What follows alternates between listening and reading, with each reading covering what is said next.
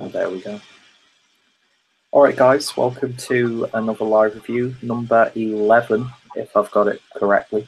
And today we're looking at two separate beers.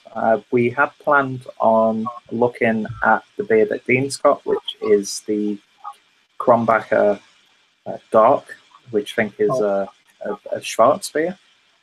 Yes, yeah. And but I could be wrong about this, but I think it's a beer that's just brewed for the export market. Because obviously you can pick it up in the UK, and I think I've seen quite a few people review it in the States and other parts of Europe, but I don't think I've ever seen it in Germany. And when I was looking on Rate Beer and stuff, looking at the places where people had reviewed it, didn't see Germany at all. So yeah, I could be wrong, and if anybody who's watching this can point me in the right direction, always happy to take that on board. But before we carry on, I'll quickly introduce my good friend Dean from Dean's Beer Reviews. Yeah, thanks for having me on, Peter. No problem, not at all. Always a pleasure. I mean, it was us two that started this thing, so it's always great to go back to the roots and have a nice little beer chat, to be honest. And I think that's what today's one's probably going to be about, mostly. Yeah. Just comparing the different beers. Speaking of which, the beer that I've got today is the part of the Krombacher Brewing Tradition series, which I think it's this and a Keller beer. I can't remember. Again, like the Dark, not totally sure if it's available outside of Germany as well as being available inside of Germany. But it's a relatively new beer to me, and I actually didn't realise that I'd uploaded my review of this the other day, I think. So, but yeah, God knows when I reviewed that. I can't remember now. So it's not exactly fresh in my mind. So it'd be interesting to pull up any notes on this one. But what's the ABV of the Dark, Dean? Yeah, the Krombacher Dark Sports beer is coming in at 4.7% ABV. Yeah, usual 500ml bottle. Picked this beer up from Noble Green Wines, and it was around about the £1.90 mark, something like that, which to me is not bad. Yeah, that's a really good price, I'd say. Never had it before. No, as soon as you came up with the idea for this one, I was like, oh, I want to give that a go. Because I had seen, I think I watched a while ago, Jay's review of it. Okay. And I don't know, I've not had too many black lagers, to be honest. And so I was really quite excited to have an excuse to try one. But yeah, I was actually quite gutted when I couldn't get hold of it. But, I do like the style. It's one of my favourite styles. Yeah. Yeah. I mean, you know me, lagers for me, Yeah. they are probably one of, if not my favourite style, because you can do so much with it.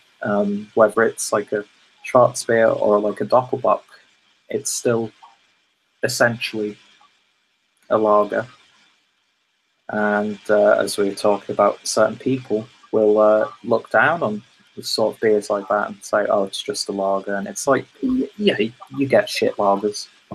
But at the same time, you get shit out. The brewery itself would be, you know. Yeah. Beneath. Oh, yeah.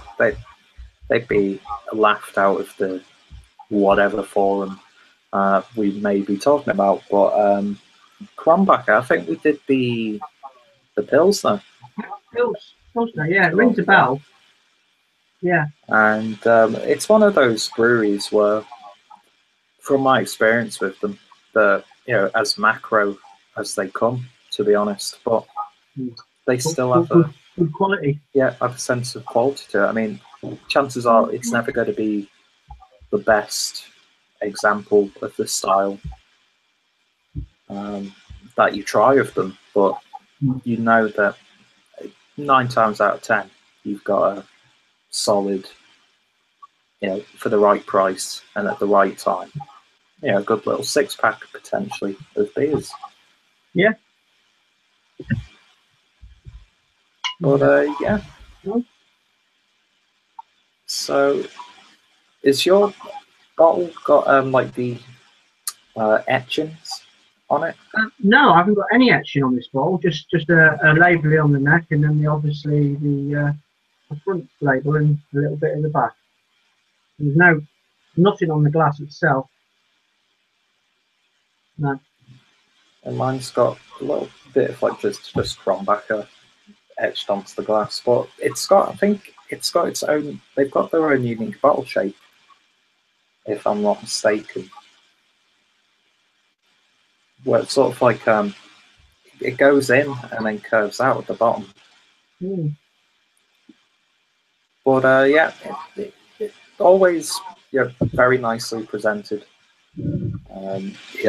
Pretty standard for the most part, but it's got that, like, when you look at the Krombacher logo, it's got that like sense of iconography about it.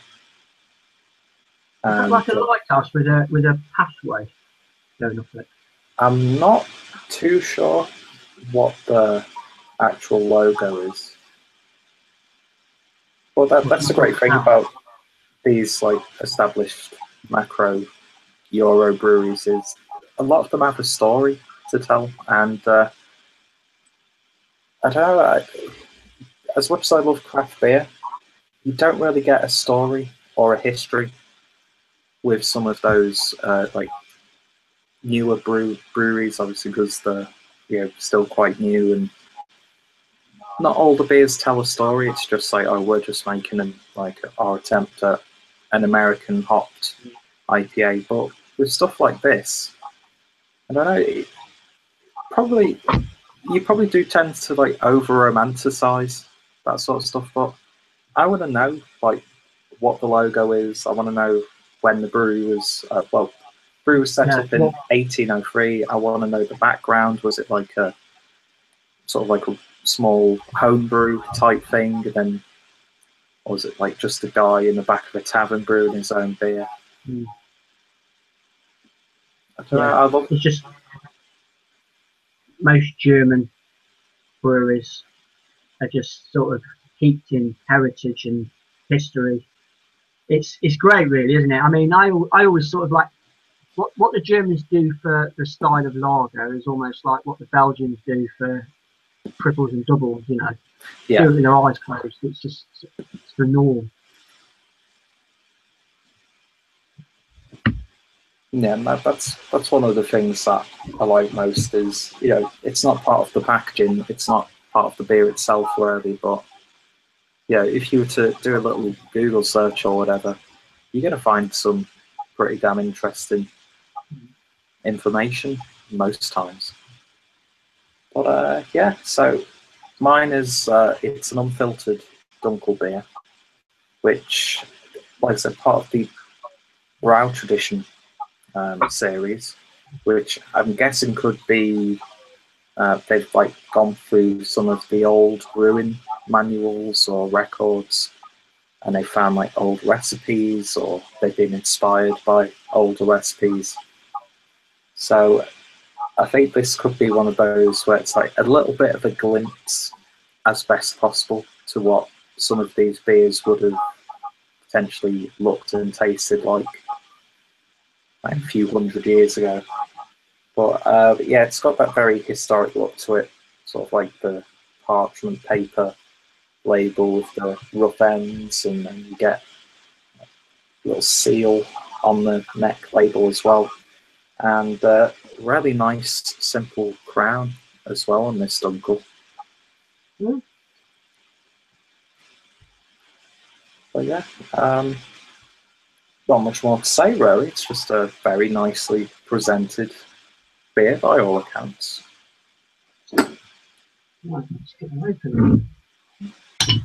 So, what other Krombacher beers have you managed to try?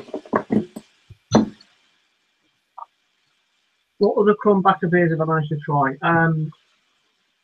I think it's just the pills that we did. Okay. I can't think of any other beer that I've had from them. Not that I've reviewed anyway. I might have had one of their beers a long while ago and not realised. I probably have to look on my Instagram photos for that. But yeah, just the Pilsner that we did is like the first one that springs to mind. That's pouring lovely. It's looking nice and rich so far. I've butchered the head up on mine a little bit, so I'll let that settle.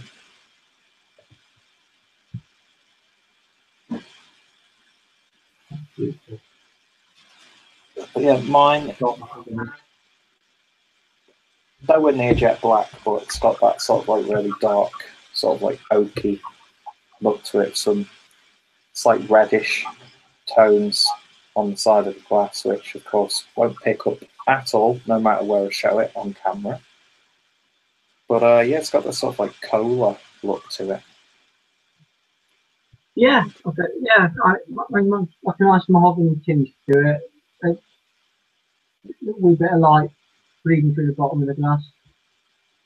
I mean, but yeah, that cola-esque look, yeah. Yeah, I mean, just going off what I'm seeing on both of our cameras, you could almost think that that would be the same beer, actually. I mean, I think yours would be a little bit more darker and maybe a bit more intense, but... Yeah, I mean, your head, from how I can see it here, it's sort of like a bit more whiter than mine. Yeah, a little bit paler. Mine's sort of just almost slight tans to it. Yeah. Creamy then.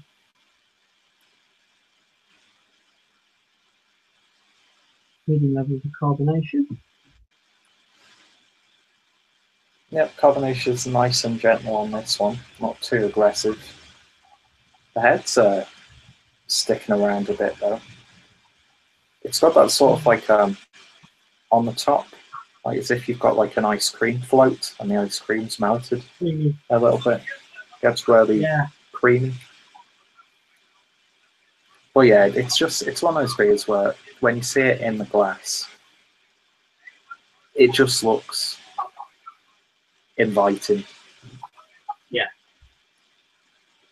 I mean, most beers look inviting when they're presented nicely in the glass, but it's just, you know already that you want to drink that beer. Yeah, yeah, indeed. Yeah, nice.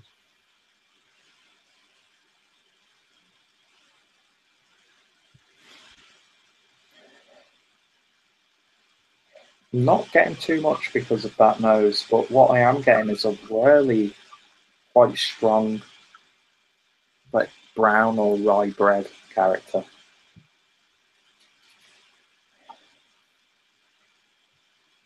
It's sort of like a dark flour almost. Not sure what type of flour that would be, but yeah, very, very roasty. For mine, a nice usual lager whiff, but with a nice little bit of maltiness behind it.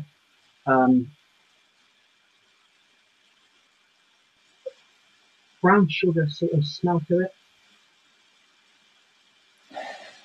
Not really getting too much sweetness on mine, maybe just a very slight hint, but this has got a really big, quite woody aroma to it. Sort of like slightly like a barrel, but a barrel that's had nothing in it, because you sometimes get that barrel aroma and there might be a little bit of like a vanilla sweetness where you think, oh, that's almost like you've had a spirit in there, but yeah, very, very woody actually. I mean, so far it's not what I remembered this beer when I first reviewed it. I mean, to me, mine, from just the smell, I hope, touch wood, I'm going to enjoy it, but the smell is so sort of it's letting me know what I'm in for, sort of thing. Mm-hmm. Now that I've swirled the beer around, I've got that sort of like I get it sometimes. It's like reminds me of like cola syrup, or like cola sweets. That's the slight sweetness that I'm getting after I give it a bit of a swirl. But it's not like a sugary or cakey or brown sugar sort of aroma. It's like a smelling a cola bottle. But then that like muskiness and woodiness comes back, so it's not too sweet. And mine's got that slight chewiness just from the aroma. It's got, I won't be able to like put that into words any better, but it's got like a chewiness to it, if that makes sense. I think we should jump in, mate. Yeah. Smells good. Cheers. Well,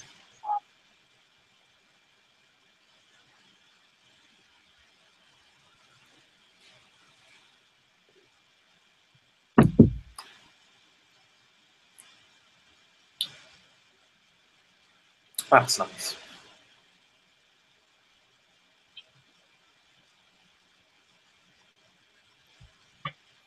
perfect. Beautiful.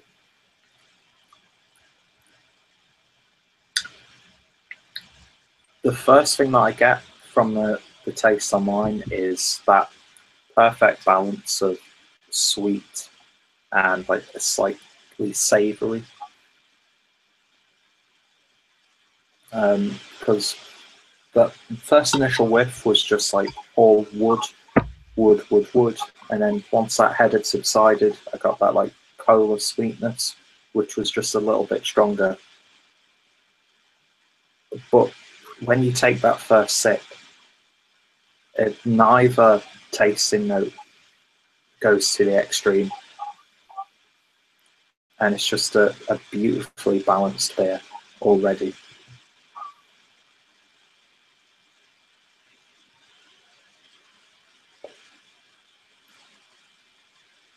No complaints this end with my beer. I haven't had that many Schwarz beers. As Peter said earlier on, it's basically a dark lager, that it is.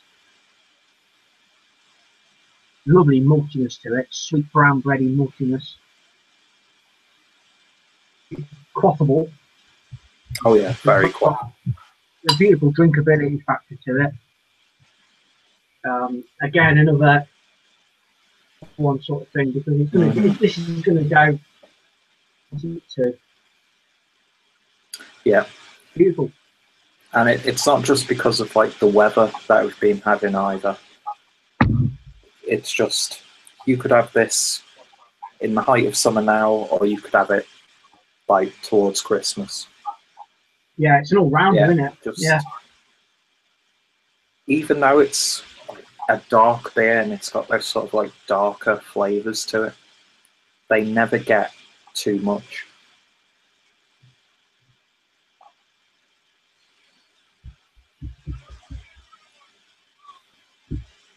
I mean, what are the changing factors from a Schwarz beer to a Dunkel then? What are the there can't be a lot in it, can there? I'm not too sure, to be honest. Probably just maybe a slightly higher amount of darker malts, or like malts that might have been a little bit more roasted than some of the ones that you get in there, like a Dunkel beer. Right. I don't know, really. Yeah, it's not like a regional thing, then, is it? It's actually. I'm not too sure. I think you'll find that a lot of places in Germany will have a Schwarz beer, or I could be completely wrong about that, to be honest. Yeah, I was just thinking, because if, you've got stuff like classic Munich Helles, and then you've got a style like the Dortmunder. You know what I mean? I was just thinking, Yeah. is this like a regional thing? Yeah, that's strange, and that sort of like goes back to like what I was talking about the brewery itself. It's to some people that sort of stuff just doesn't interest them because they see, oh, it's just a dark beer or something Yeah. like that. But you know, it's those little intricacies, and yeah, I'm not too sure really how you'd actually differentiate from brewing a Dunkel and a Schwarzbier. Yeah. I mean, I can't think of another country that has that many styles. You know, Yeah, Germany's got to be up there with the portfolio of styles that it's got, because well, they keep going on and on and on, don't they? yeah. And then if you get like the Kolsch style, which can only be brewed around like the Cologne area, and it's well, that again, that's just essentially another variation on the lager.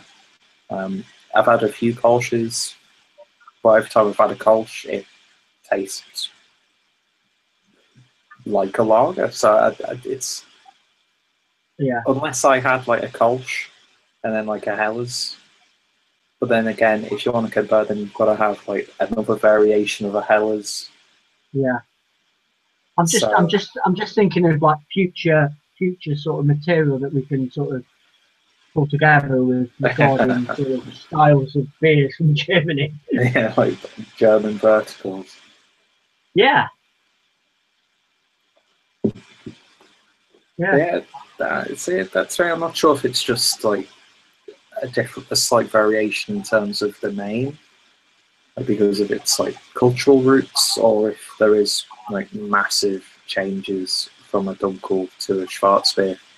The only thing I could really think of is I find that Dunkel beers seem to be a bit more of that like slight caramel, almost toffee. Heavy, not heavy, but yeah, I know what you mean now. And Schwarzbiers have that sort of more all-round roastiness and dry aspect to them. So, but then again, caramels, from what I can gather, are used to give a good dark colour. Oh, yeah. So I'm not sure if they'd just be the same malts, and maybe you just treat them a little bit differently before the brewing process, so you get that like more slight smoked and like dry. I don't know. It's a good little thing to look into. The mouthfeel on mine is it's not heavy. There's nothing sort of dragging me down with it. You know, definitely wouldn't mind another one and another one after that. It's one of them sort of beers. There's nothing that's weighing me down with the mouthfeel of it. It's medium bodied. There's a nice bit of refreshment factor to it that I'd want from it.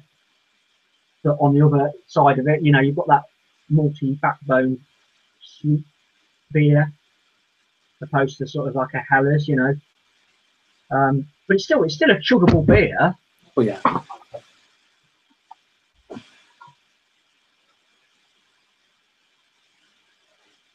But yeah, this to me, I mean, I think I said this when I did my review of it, because I remember really enjoying it the first time.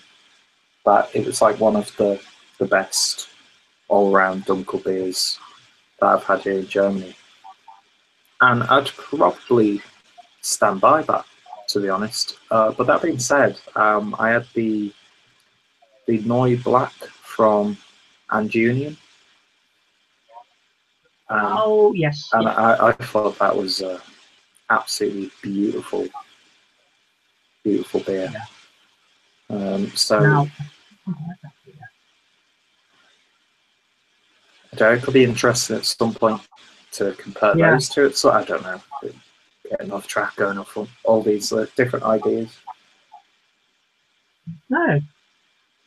All right, run with it. I mean, yeah, I like that brewery. As you know, I've done quite a few beers from that brewery. That would be interesting to take a look at. What else have you had from them? I've had the Friday IPA. Yeah. And the Burger Pale Ale, which is spelled BRRGRR. So it's like burger or something like that. I've had the Sunday Pale Ale. Yeah. The Cold Lager. Salt Lager. They do a Weizen beer. I've had that. So yeah, no complaints with that brewery. I think they're quite creative in what they do, without sort of going overboard and ruining a classic German style of beer. Just mess with it slightly, but don't destroy it.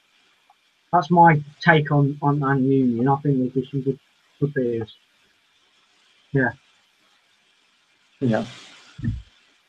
And yeah, from my experience, well, that being said, I've only had the only German style I've had was the Dunkel beer, and that ticked all the boxes for me because I don't want like a Dunkel beer that's like dry hopped with 5 different American hops. Yeah. I mean, if you're gonna make a beer like that, like say it's like really sell it as like a tweak on the style instead of just say, oh, this is our Dunkel beer. It's like, no, it's more of like a twist on a Dunkel beer. If I want a Dunkel beer, I'll buy a Dunkel beer. If I want a Dunkel beer with hops, then I'll look for something that like screams that this is a Dunkel beer with hops. And that's my problem with craft lagers. Yeah, I was just going to say that. You've said before, you might as well just call it a fucking pale ale and be done with it, because you put hops in there and it's just, rearranged a lager as we know it, sort of thing. Yeah, you've just completely changed the makeup of that beer. Even though it's not a pale ale, because pale ale it's not a lagered beer, but if it tastes like one and it looks like one, it's just brew one. There's nothing wrong with just brewing a traditional, simple craft lager. Definitely. Yeah, definitely. I mean, is that a marketing choice? You think that they've done that just to sort of aim at the youngsters because it's got lager written on it? And it's like a case of let's flip the coin. They're going to make the purchase. They might not like it. They might like it. I mean, I don't know what youngsters think about that sort of thing. Yeah. So I know a lot of people, and you probably do as well, that they won't budge from drinking Fosters and Carlsberg and Cardiff. They're not interested. I'm not drinking any of that American bollocks, and they're just rooted in what they drink. And maybe this sort of, these microbreweries that are doing their spin on their lager is sort of maybe aiming towards that sort of market of people. I don't know. Yeah, I don't know. You kind of like see a beer, and like you say, then you think, who's that? Who's that for? Like, what mindset is that beer for? And I don't know. I think we're at a time now where you've got to be outrageous in that certain style. I don't know.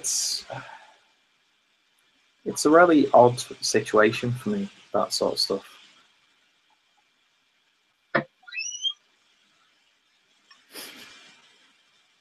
My kids are trying to get ice cream out of the freezer.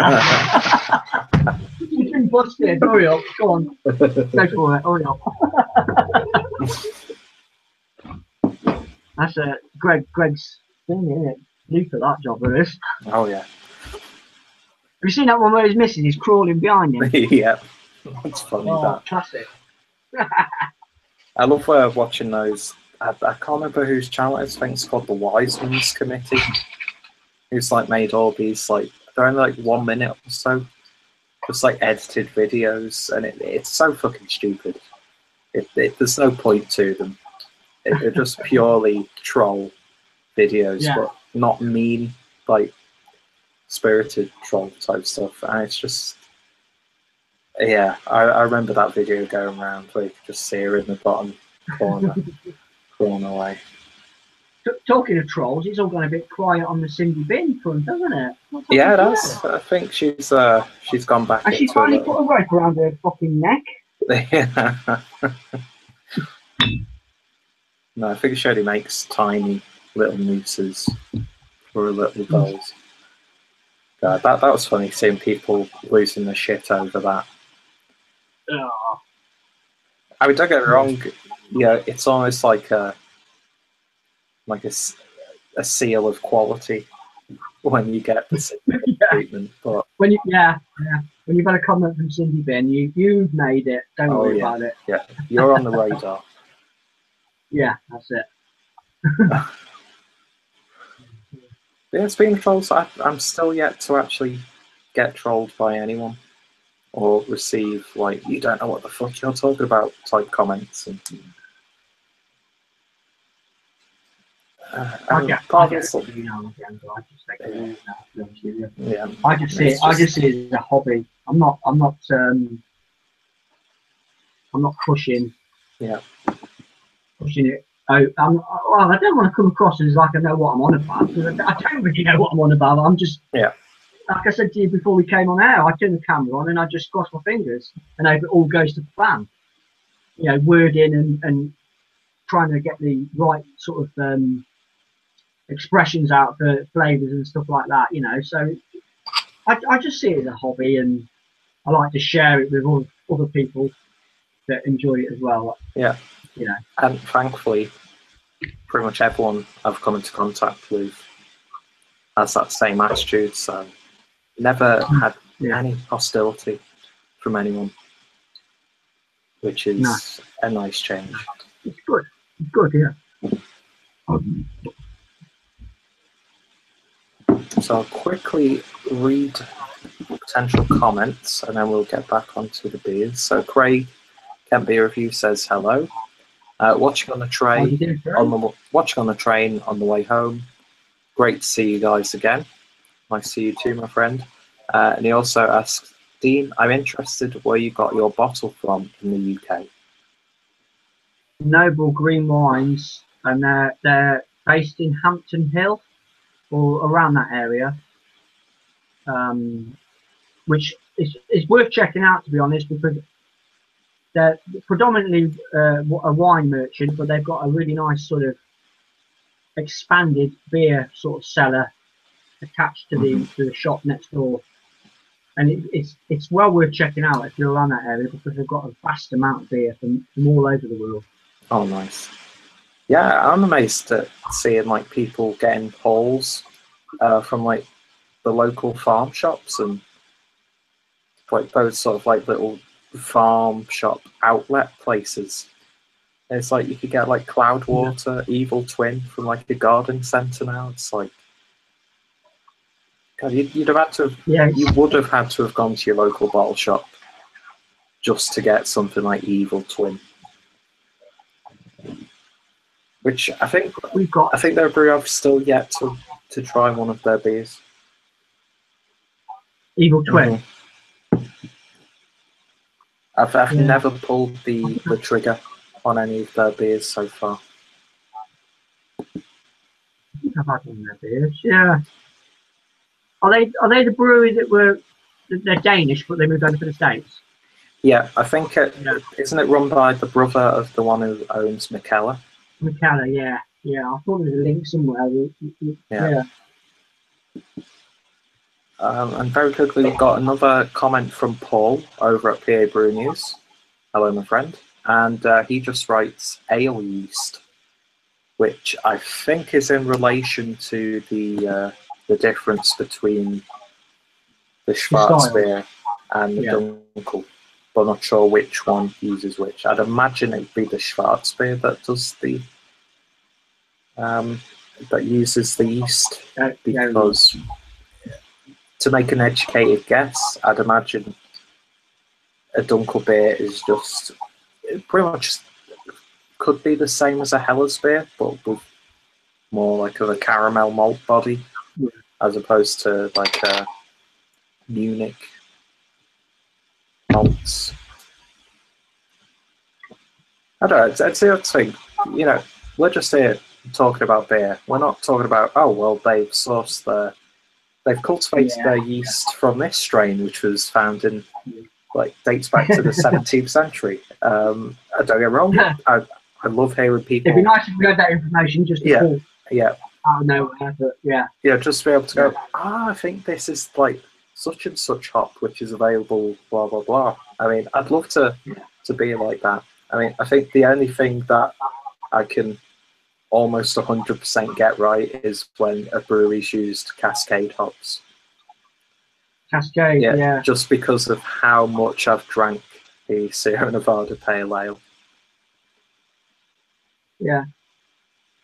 I mean, you try. I think all beer tubers, you try and learn as much as you can about different sort of hops, you know. Yeah. It's always interesting to find out. I mean, probably for me, if it's Citra, that seems to be the pop-out hop for me. Mm-hmm. And it's quite easy to pick up, isn't it, that sort of hop? Yeah. But I mean, there's new strains popping up all the time now, isn't there? And you think, hang on a minute. You read that, you read the back of a can or a bottle, and you've got something else. I mean, Equinox, that was a new one on me not so long ago. I've never heard of that one before, but I'm not sure if it's new or not, but new to me anyway. Yeah. And now you're getting like experimental hop G24I7. And it's like, yeah. Resident Evil hops. Now we're talking. Yeah. Biohazard hop.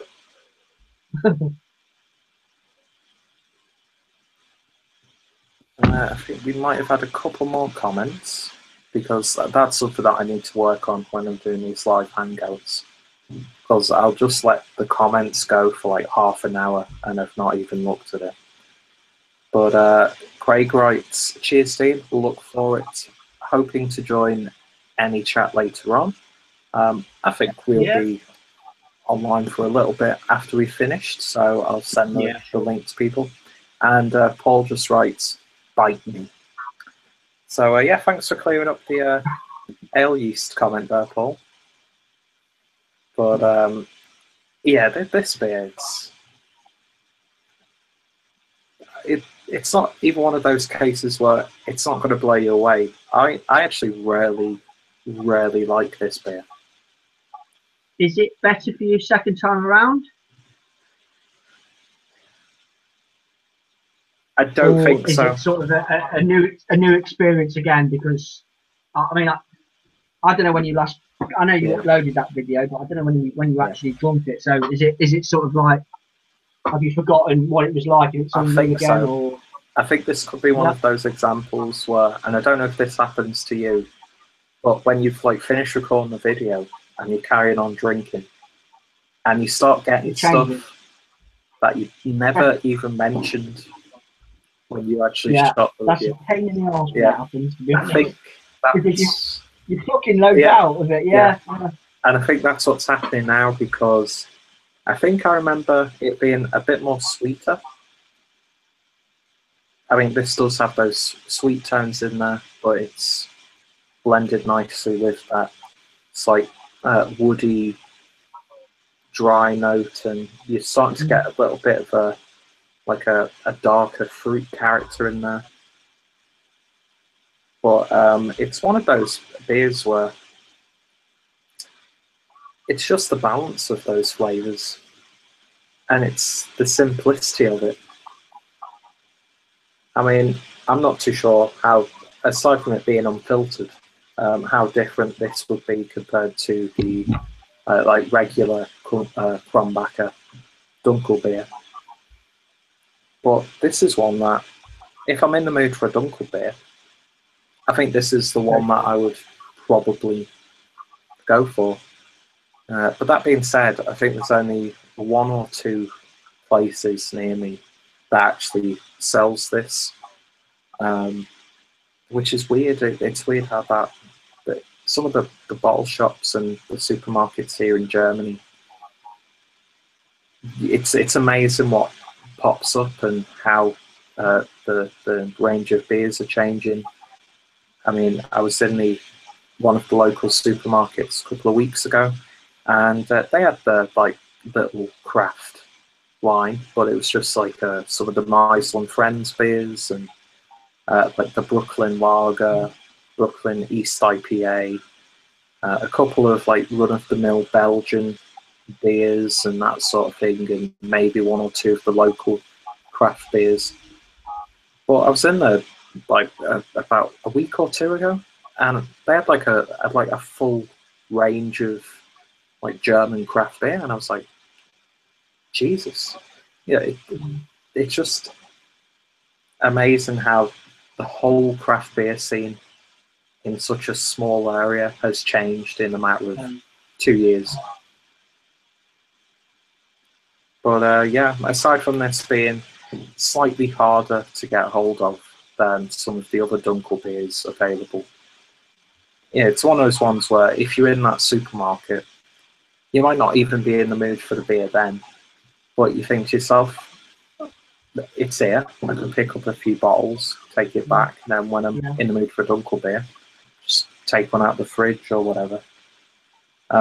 Did you chill yours down, by the way?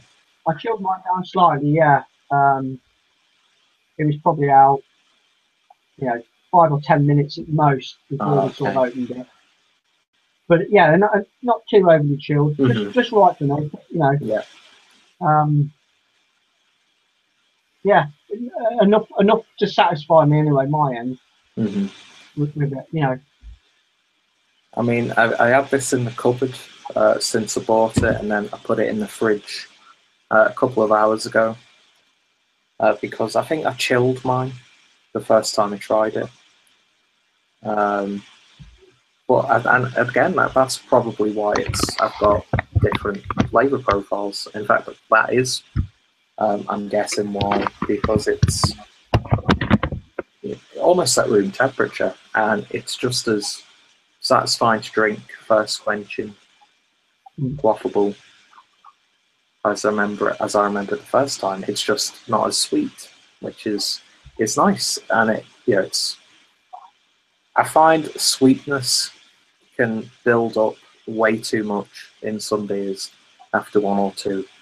Just like when you've got like a really hoppy IPA, after like 2 or 3 at the most, I'm a little bit burnt out from the hops, and it just almost starts like blending in to each other, and you just get that sort of like acidic hop bitterness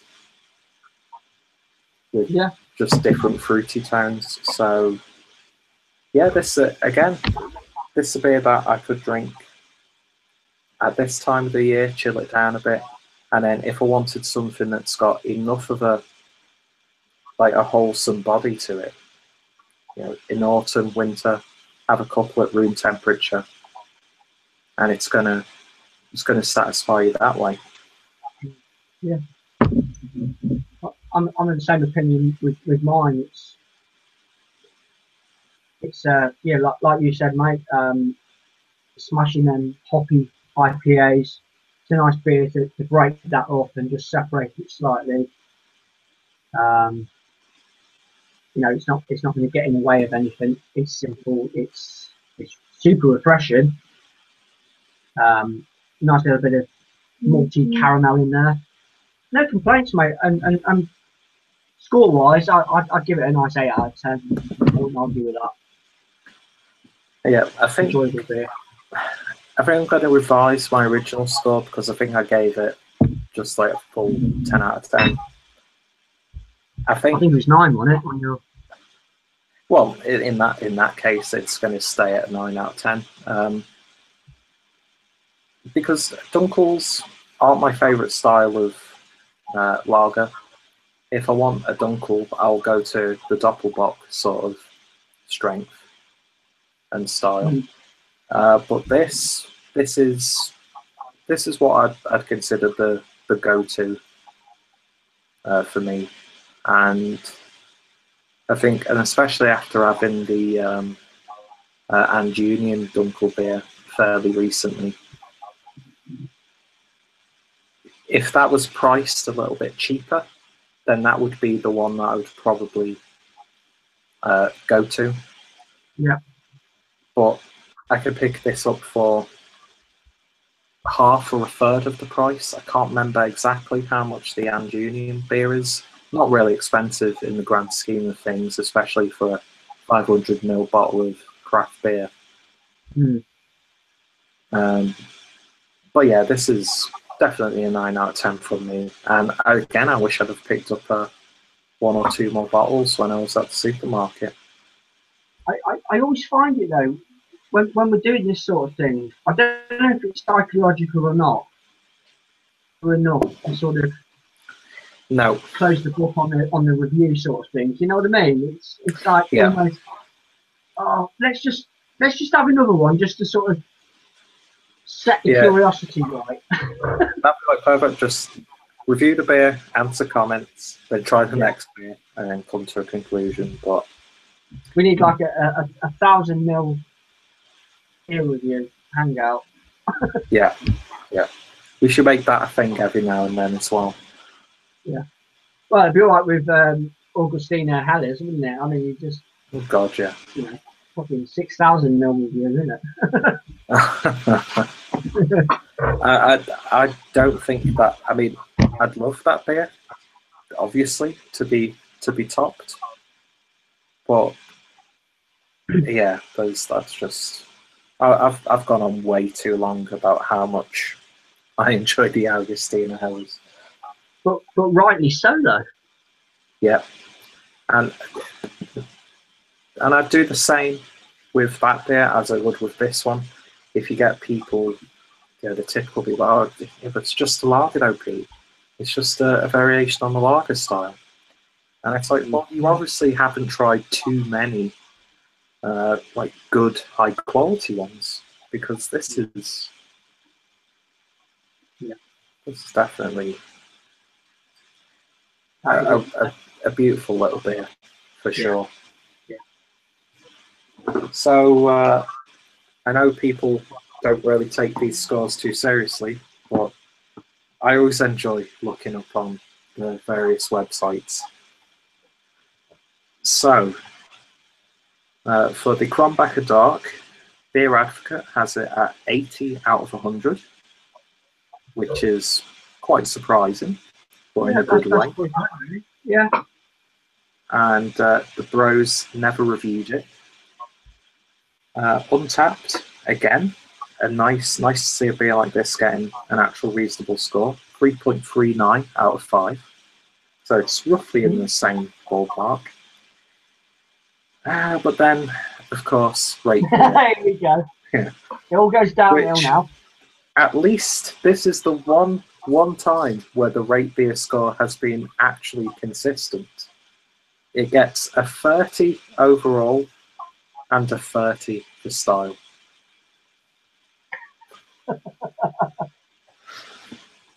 Oh dear. Good old rate beer. Yeah.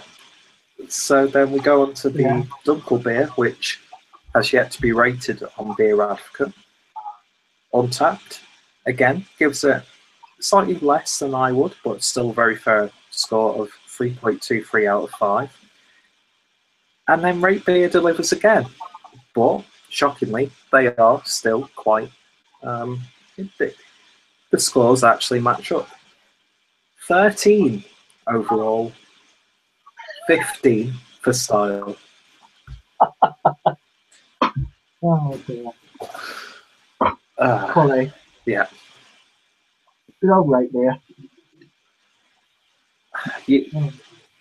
I don't know how anyone can take that site seriously at all. one of the most It makes inconsistent. a mockery of solid German beers, to be honest with you. Yeah, And I know you touched on this many a times in your rant videos. You know, why the hell does an American beer trump, pardon the pun, a German beer of that same style? Do you know what I mean? yeah. It just I don't get me wrong. I'd love to try that beer. That makes me think. Yeah, actually, this is so much better. But it's the only time from because I've did a little bit of research from a video that I'm doing, and I think I talked about it in my rate beer rant video. And the only time I've really seen rate beer treat Germany with respect is that's a bit harsh, but you know what I mean. It's with knuckle box style. Yeah. But yeah, I know. I think Rod hosted a chat recently, and they were talking about rate beer, and I think that their whole like scoring system is so contrived when you're actually rating a beer, because I think you score like each aspect of the beer out of 10, like aroma, aroma style, yeah. But then you give it like an overall out of 20 for the actual beer itself, and then they sort of like it's not like a weighted average of those scores that they do. It's so confusing. I can't remember what the exact process is, but it's far from simple. Yeah, I mean, that needs to be addressed, really, doesn't it? Whether it will or not is a different matter. But yeah, I don't think it will. I think they'll keep doing what they're doing. Mm-hmm. I think with rate beer though, I think this whole AB InBev stuff is probably the straw that broke the camel's back. Yeah. Without a shadow of a doubt, they've surely they've got to be doing something behind the scenes, haven't they? You know, why do it otherwise? Yeah, it's like what you gain from owning it, and I mean, obviously the guys who run Great Beer, they must make money through like advertising and all of the connections and that sort of thing. But I don't see like money wise what AB and Bev can get from Great Beer. All I can see is they can like enforce their style and. Yeah, but I mean that strikes me as odd though. Anyway, because I mean they're so anti-macro, aren't they, on that website as a rule? Yeah. And then they allow AB InBev to sort of sign the check and say we want a portion of this pie, thank you very much, and they took it, haven't they? They took it. Yeah. So aren't they the same hypocrites as the microbreweries that sell out to the big boys? All right, it's a brewery, they're not a brewery, but they're still sort of craft loyalists, aren't they? If you know what I mean? Yeah. I don't know. It's the main thing about this whole stuff is, and I think Craig is one of the people who makes this point, is just how overly politicized beer has become. Oh, yeah. I mean, yeah. For no apparent reason, though. Yeah. I mean, AB InBev seems to be the talking point, no matter what subject, when it comes to beer. And I don't agree completely with what's going on.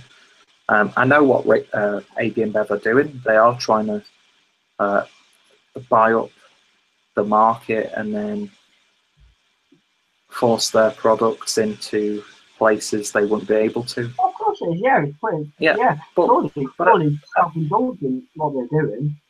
at at the same time, the breweries that they are acquiring, yeah, the people behind them, they know that it's a good business move.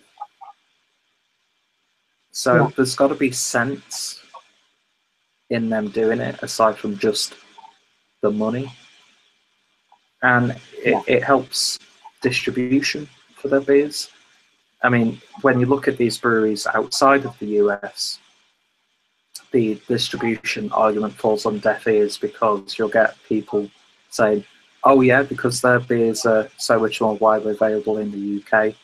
And it's like, well, the UK market isn't a priority, because the domestic market is probably so much bigger than like the export. Yeah. So that's why you'll always like get just like the IPAs, core range beers making their way to the. But it's like my rule is, I don't really care who owns the brewery. Exactly. Most of the time, I don't care about the people. I mean, of course, I care about the people in the brewery, because they're producing most of the time high quality products, and the brewing industry provides a shit ton of jobs to people, and this is people's livelihoods. But I don't care in the aspect that, like, I don't know how to put this into words, to be honest. I mean, if I owned a nice little steady brewery that wasn't for a scene within circles, you were making a really sort of noticeable double IPA or whatever, and it was spreading a bit further and further. You got a name for yourself, but you were little. You say you just stop, do a little bit of canning and all that, nice little bit of artwork, and then a couple of months down the road, you get a knock at the door from one of the big boys. Oh, we're interested in absorbing you, or whatever the word would be. You'd have to seriously sit back and think about it, because you've got, I don't know, job security, expansion, profit, isn't it? You're guaranteed a bit of stability almost, but obviously under the conditions of you're not going to gerrymander with the recipe that we've made. I mean, first and foremost, if you're a passionate brewer that have created something that's really sort of whistling home to people, and then you get someone like that coming in, you'd want to stipulate, look, okay, welcome aboard for I don't know, 50% stake or whatever, but I don't want you sort of pissing about with the recipe here. It's got to remain true to what it is. All right, we embrace you as a distribution, and you've got the right channels to push it and move it around and stuff. Great, perfect. I think every little brewery would want that, wouldn't it? Oh yeah, definitely. Every little manufacturer. If you had Tesco's coming to you, organic chocolate bar, Tesco's knocking on the door, we want it. It's going to be hard to say no, isn't it? Yeah. It's like, do you worry about upsetting like a group of vloggers or beer bloggers, or do you want to get your beers out to a wider market and produce much more of this beer? I mean, of course, I mean, Stone Berlin, when they first started brewing, and even now people are saying, oh, the Stone Berlin stuff completely pales completely pales in comparison to what is brewed in America. I mean, I'll admit,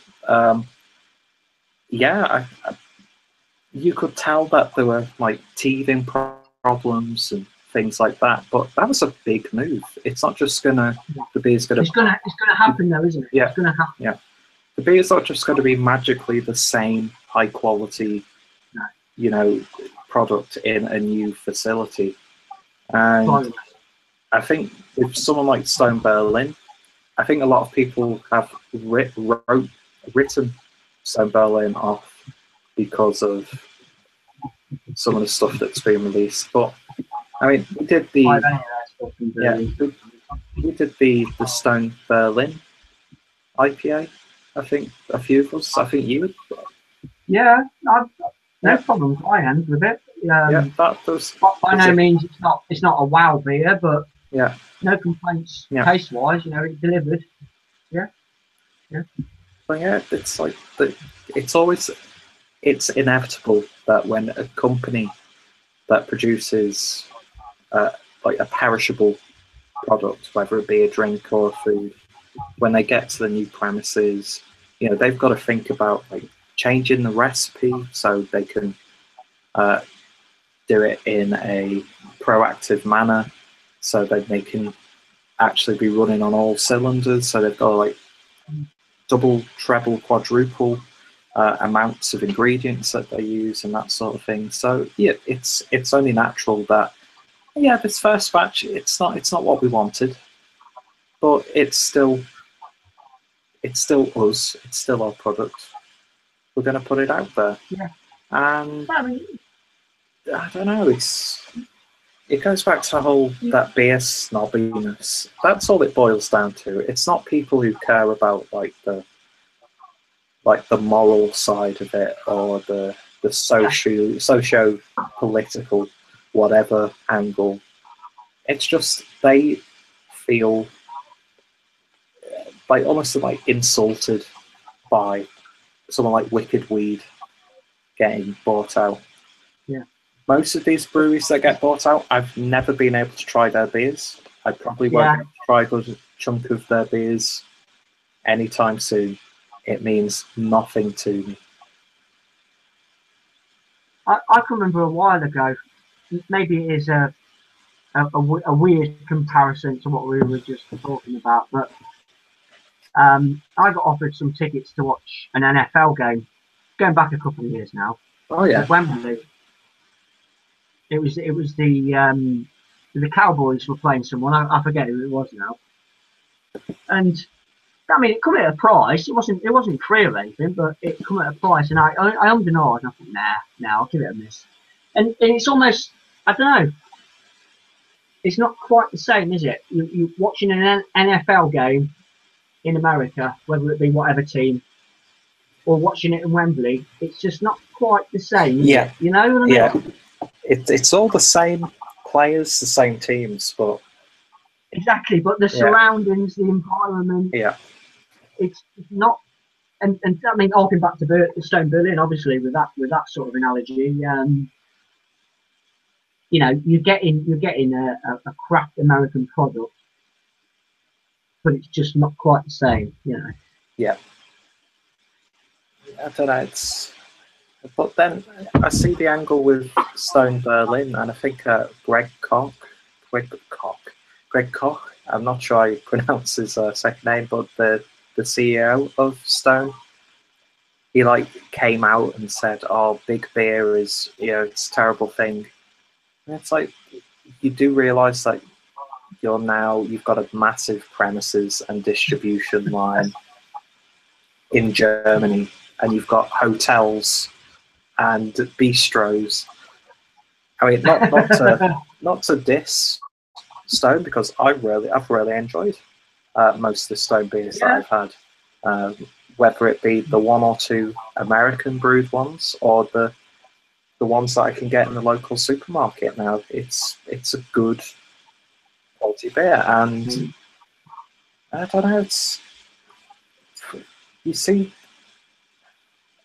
see questionable angles coming from all sides. And again, to me, it just all comes down to elitism and snobbiness.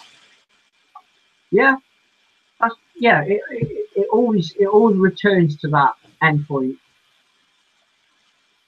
I'm not fussed personally. You know, it's an experience for me. It's a new beer. I'm game. You know, I like it or I won't like it. It is what it is. Yeah.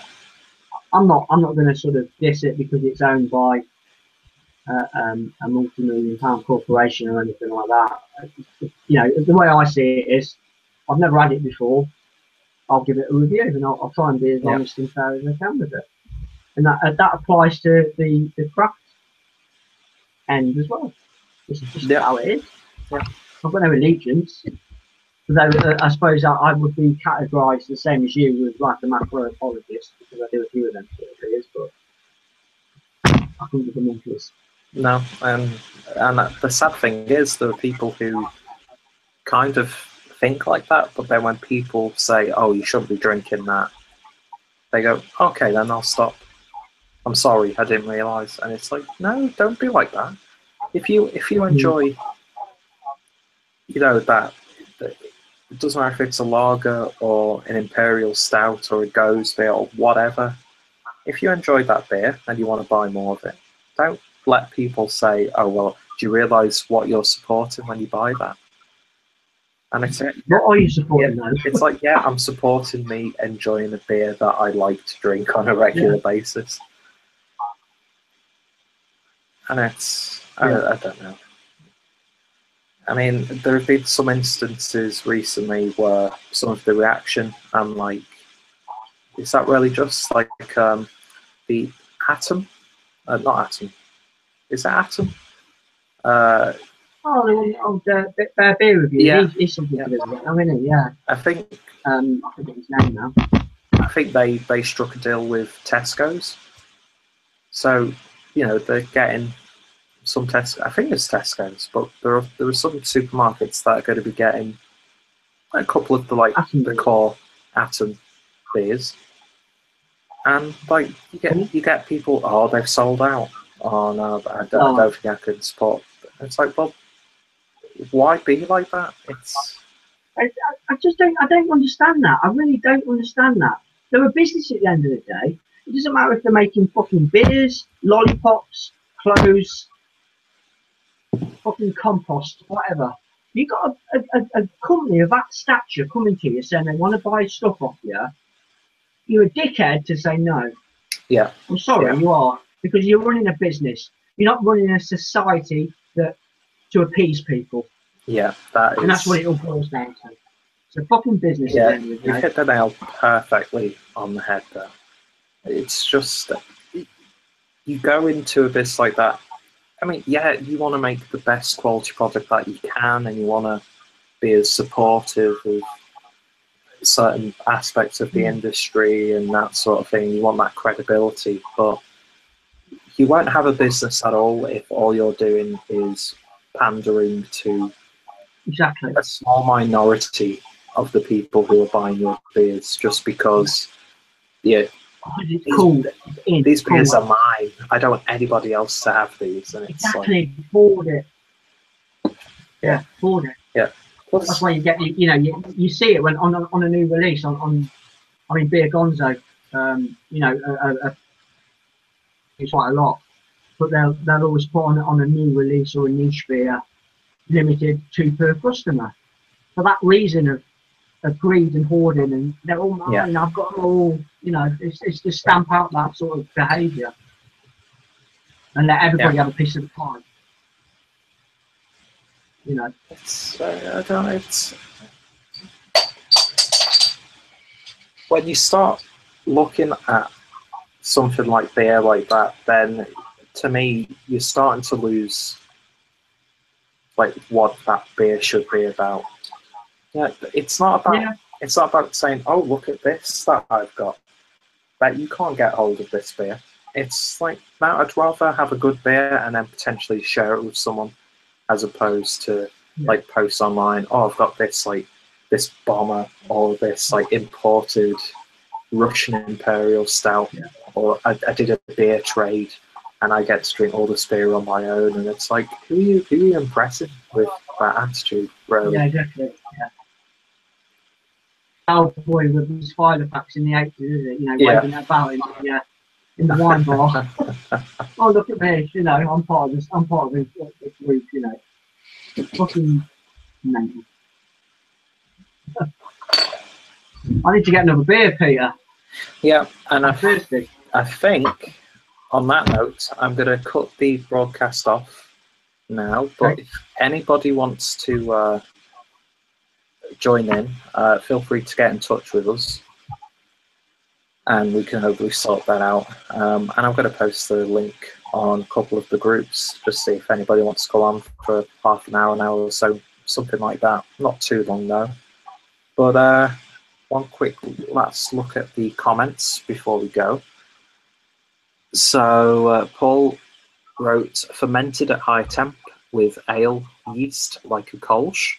So I think he's definitely talking about the Schwarzbier there. Schwarzbier. And then we've got Average Joe. Always great to see you, Joe. And he's got a few comments. Driving across country, Paul, you shouldn't be posting. And then he wrote, it's Greg Cock, C-O-C-K, capital letters, or it should be, Peter. Then a few more comments. It's a shame how much snobbery and elitism there is over a fucking alcoholic beverage. It really is mind-boggling. Could not agree more. Enjoy whatever you like in life, beer, beverages, music, whatever, and don't tell people how to live their life. Never understood why so many care about what other people eat and drink. And then Dean hit the nail on the head. It's a business that should be treated as such. So many of these breweries need to take money and provide for their family and employees. Exactly. Yeah, exactly. Yeah. Especially if you're proper microbrewery.